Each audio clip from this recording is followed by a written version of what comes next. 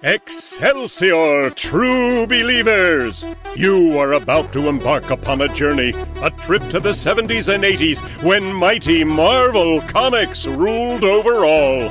The Defenders, Doctor Strange, the Champions, Deathlock, the Submariner, the Incredible Hulk, Killraven, the Son of Satan, the Macabre Man-Thing, and all your other Bronze Age favorites every week appearing on Defenders Dialogue. Now here are your guides, Christopher Golden and Brian Keene. Excelsior, true believers. Excelsior indeed, and welcome back once again to Defenders Dialogue. I'm Brian Keene. I'm Christopher Golden. Brian, I think that this is, if I'm not mistaken, this is episode 144. Something like that, yeah. And we are discussing today maybe the weirdest comic we have discussed. And there's been a lot of weird comics. But Spider-Woman number 50, which was my choice for this week, is one of the weirdest things. And I want to talk for a minute before we get going about why I chose it. Okay. So Spider-Woman number 50, most of the run of Spider-Woman, which is absolutely worth reading for those of you who have not read it. But most of the run of this Bronze Age Spider-Woman series was written by Chris Claremont. And when Claremont left the book, Ann Nocenti took over. And Ann Nocenti has always been a decent comics writer.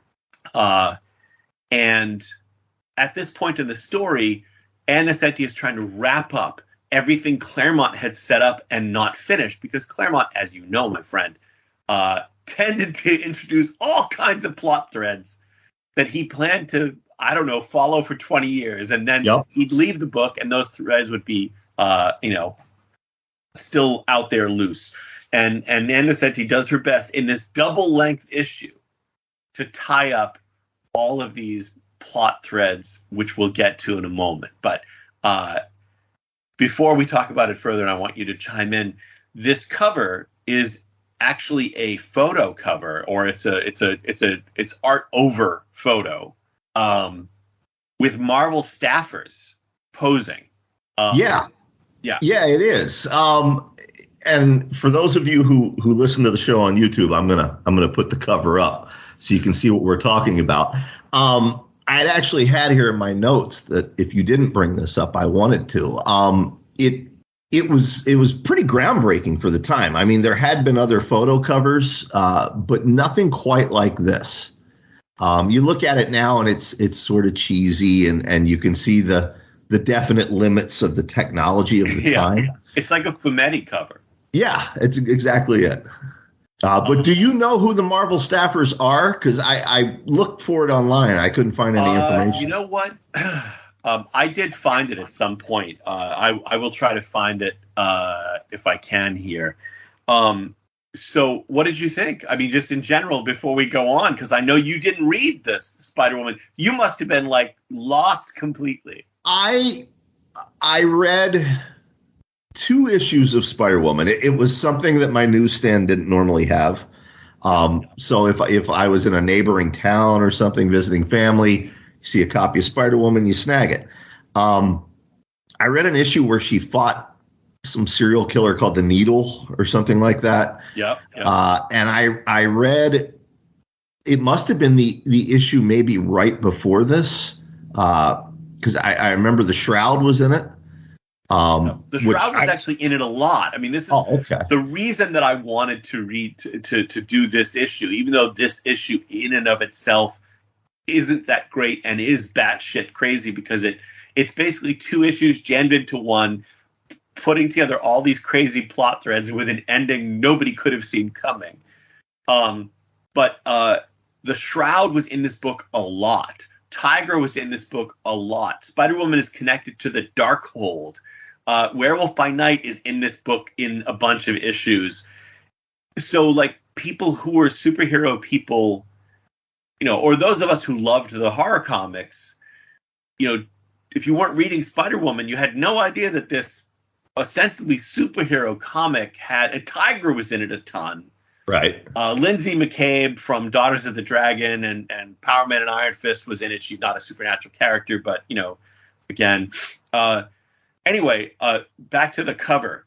According to Mike Carlin, so first thing we can say is that this photo cover was shot behind the loft of a Marvel editor, I believe, named Bob Camp on 37th Street, photographed by Elliot R. Brown, painted enhancements by Bob Larkin. In this quote from Mike Carlin, he says, the Scarecrow on the cover is actually Mark Grunwald. Huh. The guy who's Werewolf by Night in this is colorist Bob Sharon. The guy hanging off the fire escape is SpongeBob animator Vincent Waller. Oh, that's amazing. The Moth Lady is Mark Grunwald's wife, Belinda. Tigra is actually Ann Nesenti herself. Okay. Brian Postman is the Hangman. I'm not sure who that is. He says he's not sure who played the Shroud, but it might have been Ralph Macchio. The white-haired guy in white is letterer Jack Morelli. And I'm sorry. When I say Bob Camp, I wasn't even thinking. The guy in the green hoodie might be Ren and Stimpy animator Bob Camp. I knew that name. Holy cow. The woman dressed as Spider-Woman is Lynn Luckman, who was a secretary on the business side of Marvel. So, yeah, there you go.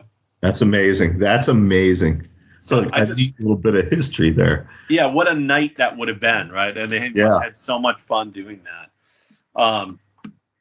Anyway, you asked me what I thought of the issue itself. If I had read this as a teenager, I would have shrugged. And that's not a knock against Ann Nesenti. She was never my favorite comics writer. She, I didn't hold her work in the same fervent regard I may have held, Steve Gerber or J.M. DeMatteis, but she was certainly capable. I liked her run on Daredevil. Yeah, me too. But this, it just seemed very rushed and very disjointed, and it's not necessarily her fault. As you said, she's tying up all of Claremont's shit. Right. I also, no offense to Brian Postman, but his pencils on this issue just yeah. Yeah. No, so that's what I'm saying. I don't consider this by any stretch the highlight of the Spider-Woman run. I chose it because it's batshit crazy and it's got all of these characters in it. And I just remember reading it thinking, this is so cool. The Shroud, the Graveyard Shift, Werewolf by Night, Tigra, they're all in here, And even though he's not in the comic, the Tattered Himalayan is on the cover. And I've always liked that character as well. Yeah. So let's just go through. I mean, we don't have to go through the whole story, but we start with, is that supposed to be Madam Web? It's got to be. I was going to ask you. I thought it must be, but having not read the comic series, was she involved in the Spider-Woman series? I believe so, but it's been years. Again, like I'm reading this, in a vacuum of not having read the series in many years. All right, but so yeah, I mean, it looks like her. The character is blindfolded, much like Madam Web, and she says, I am the fate that spins like your namesake, Spider-Woman, yada, yada, yada. It's the same kind of stuff she tells Peter Parker. Yeah. Yeah. So she wakes up from this nightmare, which is actually a vision from Madam Web. And at the time, her roommate is Lindsay McCabe, such a familiar character. And Lindsay runs in and they have a conversation, and Jessica talks about how everyone she goes near, enemies, strangers, friends, innocents, slips between her fingers. By the way, it should not go without mention that earlier in this run, for the longest time, one of the elements of Spider-Woman's story is that being in her presence is unsettling to males. Right. I do remember that, but yeah, that goes away at some point. But it was pretty interesting, actually. So then they talk about these characters who are in her life and who have disappeared. First is a character named Daddy Longlegs, who I didn't remember until reading this and who I thought was interesting. Then the villain Gypsy Moth, then Jack Russell, Werewolf by Night, who by this time can speak in his werewolf form. Yes. And then Tigra and a character called Poltergeist, who I didn't remember until reading this. And then we have the prerequisite naked silhouette in the shower. And then while Jessica's in the shower, Lindsay makes breakfast. She goes in to check on her friend, and Jessica Drew has disappeared, just like all the others. Yeah. Here you go. Yeah. We then transition to an airplane somewhere above the Pacific coast, and we get the introduction of one of the stupidest supervillains. Well, let me say this. 2 of the stupidest supervillains. I mean, just like really bad.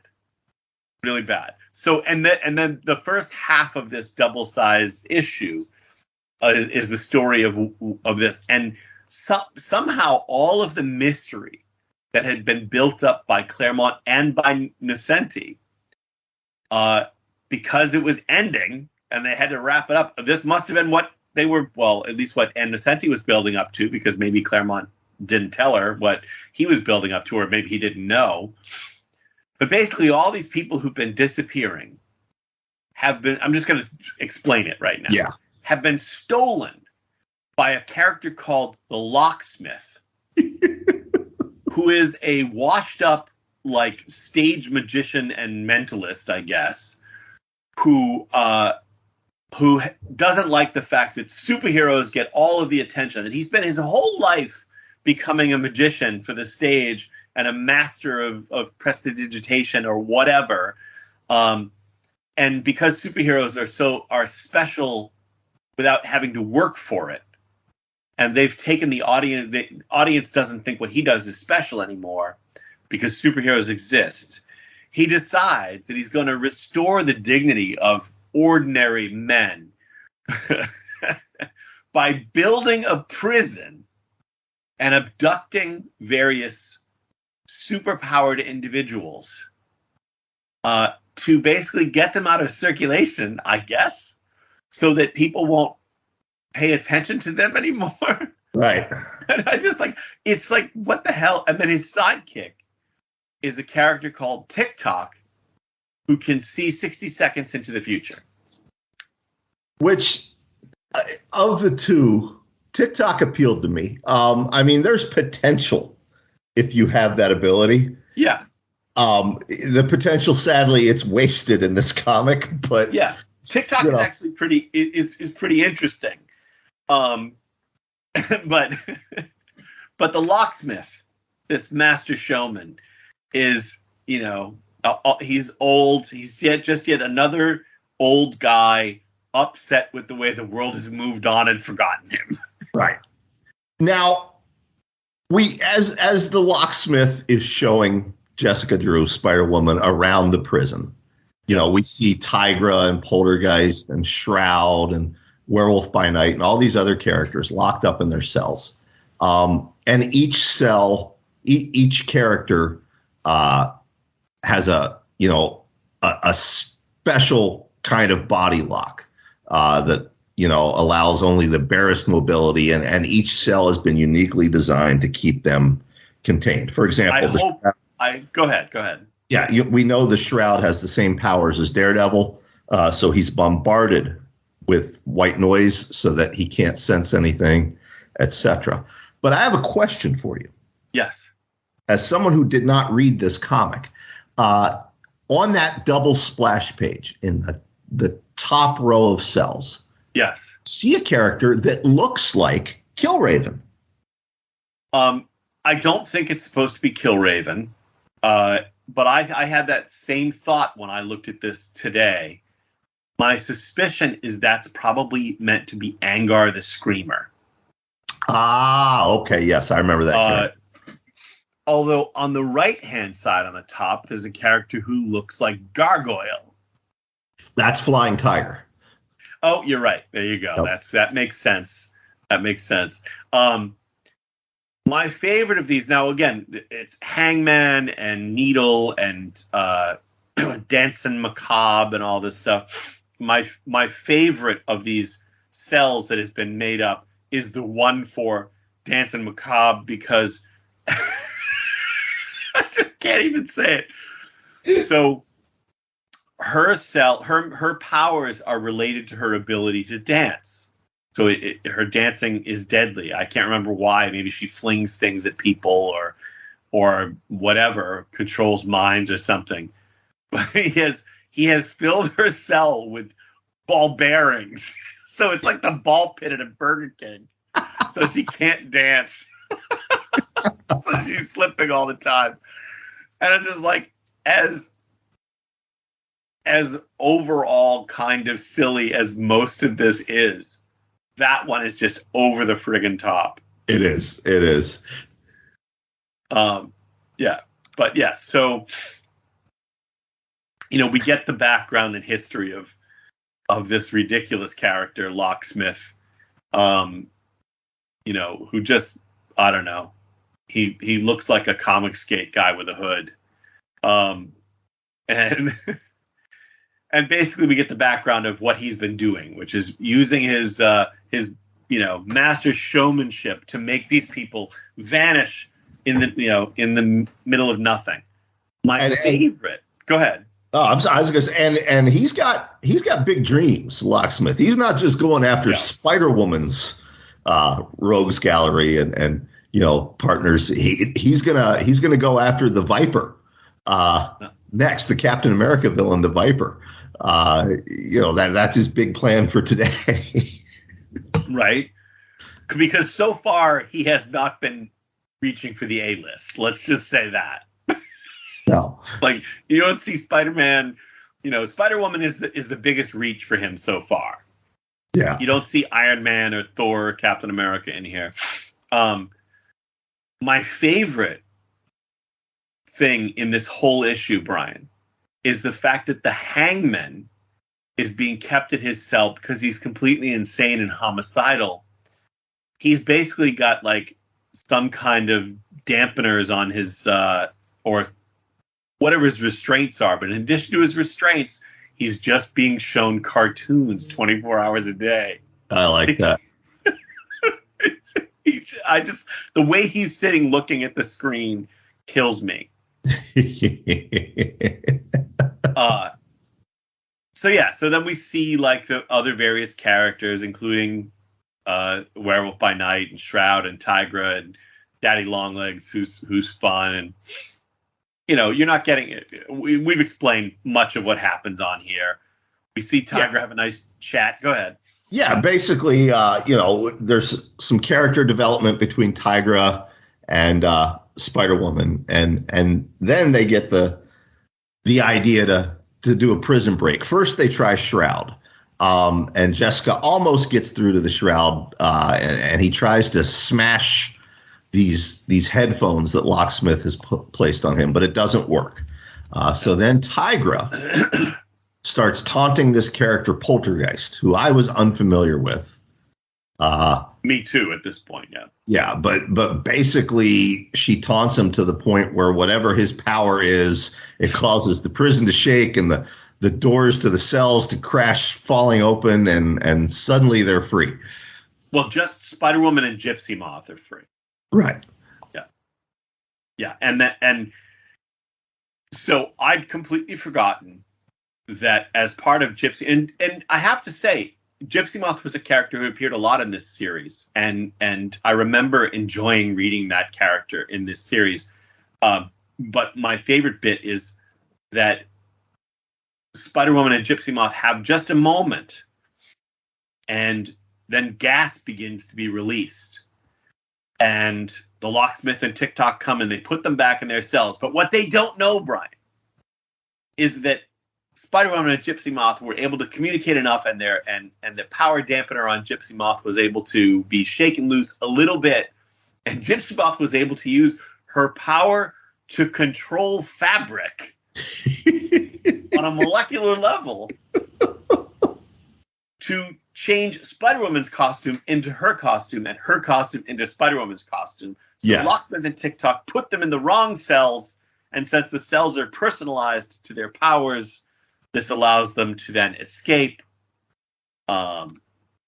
and free everybody else.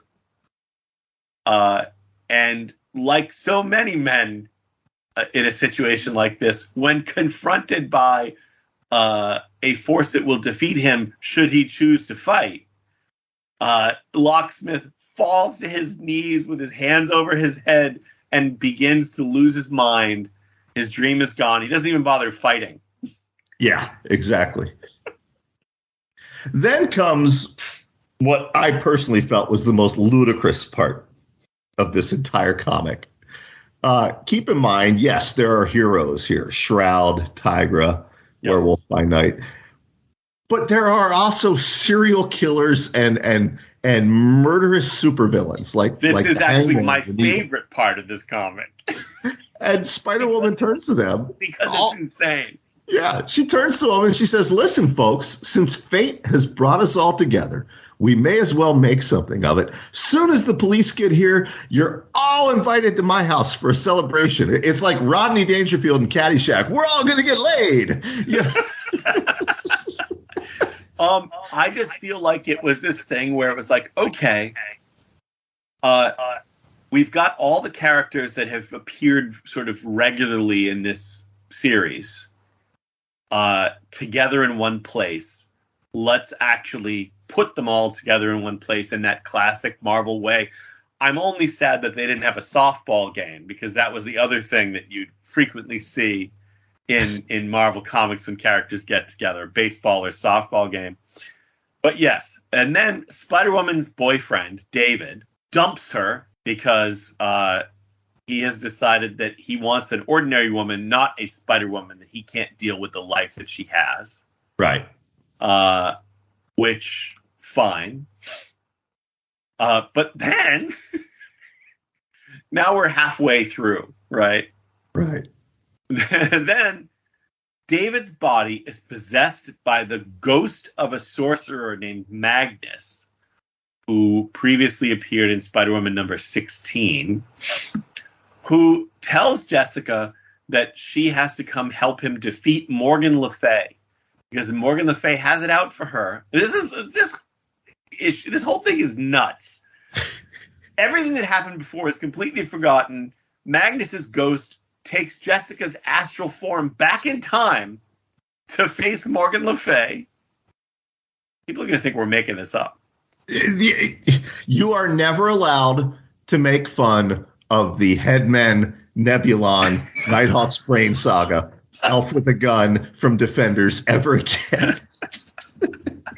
Because you picked this. I know, I picked it, but I picked it on purpose. I mean, again, because I wanted to talk about this series, and I want to talk about all these characters that most people would never know were in this series. Right. So the wrap-up may not be the best, but it was fun for me. I loved reading this story. It was fucking bonkers, and as an example of what they could get away with in the Bronze Age, it's perfect. It's perfect. Yes. So basically, they find this woman, and Magnus puts Jessica Drew's spirit inside this woman, and then since he prefers the way she looks in her life than the looks of this woman, and they want the reader to see Spider-Woman, he transforms her so she looks like Spider-Woman and has Spider-Woman's powers. Right. Then they go in, a bunch of spiders attack her, but they're really just an illusion created by Morgan Le Fay. And if you need to know who Morgan Le Fay is, Google it. Yeah. She's the sorceress half-sister of King Arthur, who was frequently a villain in the pages of Marvel Comics. Right. And she reminds us that Jessica has a connection to the Darkhold, which I cannot remember what it is, but it's part of this series. Right. And she's basically stolen and imprisoned the souls of all of Jessica's friends. Right. Not just her friends, though. Everybody who's at that party. Yeah. So it's like the souls of like Daddy Longlegs and Werewolf by Night. Yeah. It's fucking bonkers. It is totally bonkers. Then Jessica defeats those souls that are attacking her. So Morgan Le Fay summons up some knights from various parts of history, and they attack Spider-Woman.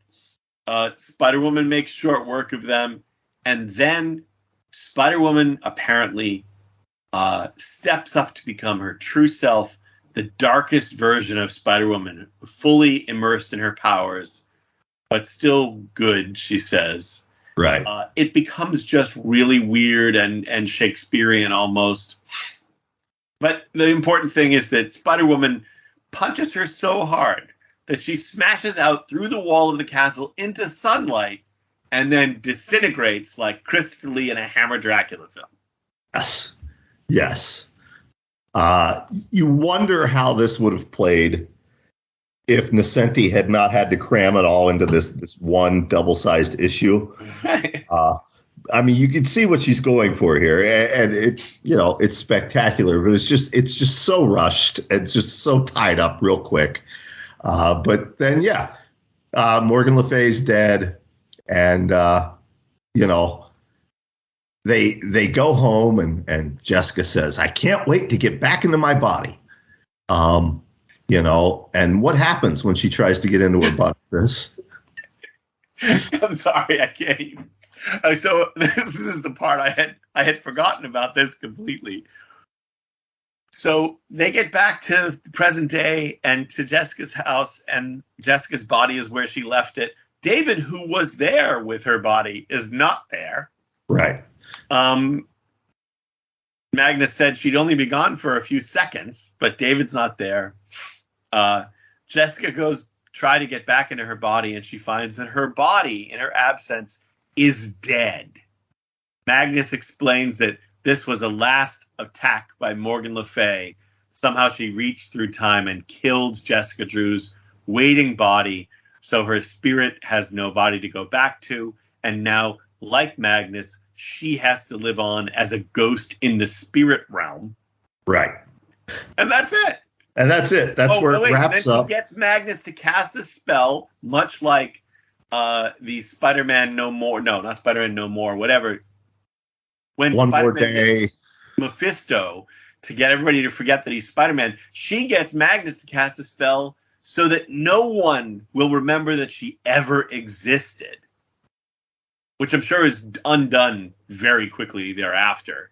Yeah. But I mean, this ending, like, I would love, we should have really talked to Ann Nocenti. We should have talked to her about this and had her on. If we were continuing on with the podcast, I would insist upon it. But I love seeing all these characters, the floating heads on this last page. There's so many here. Dazzler, various members of the X-Men, Storm, Binary, who was Captain Marvel, Ms. Marvel, Carol Danvers at the time, was Binary. Right. Who's always a good buddy of Jessica Drew's. But yes, as you say, my feeling is that the locksmith story was one story she wanted to tie up.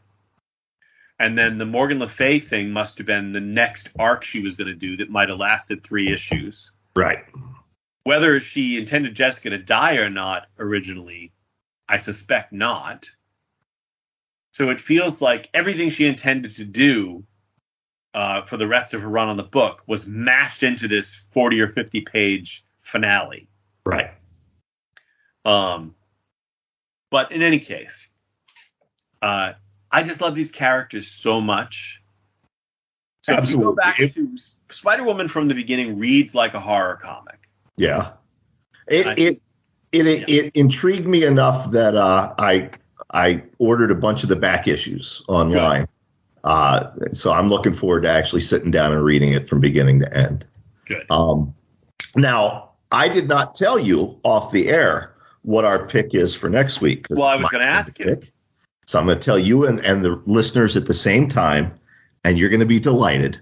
It is issue number 2 of the 1980s Moon Knight series. Excellent. this is the Moon Knight series itself, particularly the first 25 issues, hands down one of the crowning achievements of the Marvel Bronze Age. So influential on so many creators, doesn't get talked about enough. I suspect that will change with the Moon Knight TV series coming. I agree. But I was familiar with Moon Knight from his appearances in the Defenders, which we've covered. Issue number 2 was the first issue of his solo series that I picked up. Okay. It's one of my favorite Marvel comics of all time. It's a standalone. The supervillain has no superpowers. It's very street level, very gritty. Yeah. And see, I find it fascinating because I'm choosing these sort of gloriously stupid, not great issues, but that showcase, the lunacy and all the great characters from that era. And you're choosing actual quality comics. Well, look, what have we done on this show for over 140 episodes? We've showcased both of those things. That's true. And listen, I want to say we'll talk more about it in the next episode.